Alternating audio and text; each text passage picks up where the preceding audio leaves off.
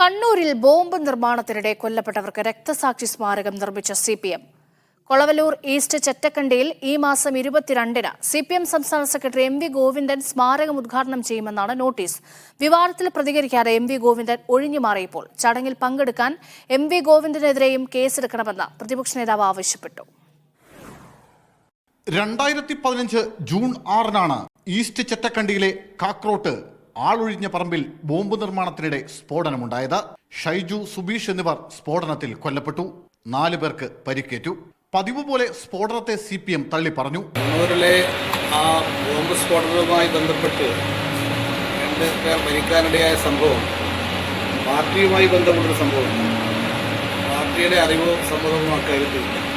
സംസ്ഥാന secretary തള്ളിപ്പറഞ്ഞെങ്കിലും കൊല്ലപ്പെട്ടവരെ CPM ജില്ലാ നേതൃത്വം കൈവിട്ടില്ല. ഷൈജുവിന്റെയും സുബീഷിന്റെയും മൃതദേഹം ഏറ്റുവാങ്ങിയത് അന്നത്തെ കണ്ണൂർ ജില്ലാ സെക്രട്ടറി P. ജയരാജൻ. സംസ്കാരം ഈസ്റ്റ് ചെറ്റക്കണ്ടി AKG നഗറിലെ പാർട്ടിവക ഭൂമിയിൽ. 2016 മുതൽ ഷൈജു, സുബീഷ് രക്തസാക്ഷി ദിനാചരണത്തിനും തുടക്കമിട്ടു. RSS ആക്രമണങ്ങളെ പ്രതിരോധിക്കുന്നതിനിടെ കൊല്ലപ്പെട്ടവരെന്നായിരുന്നു ഇരുവർക്കും പാർട്ടി നൽകിയ പരിവേഷം. 2017-ലാണ് രക്തസാക്ഷി സ്മാരക നിർമ്മാണത്തിനുള്ള പണപ്പിരിവ് തുടങ്ങിയത്. എന്നാൽ വിവാദങ്ങളോട് പ്രതികരിക്കാൻ MV ഗോവിന്ദൻ തയ്യാറായില്ല. ഒരു കാര്യം പറയും,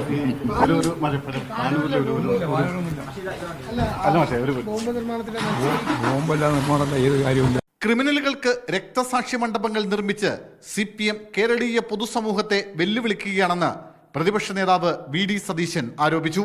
മീഡിയ 1 കണ്ണൂർ.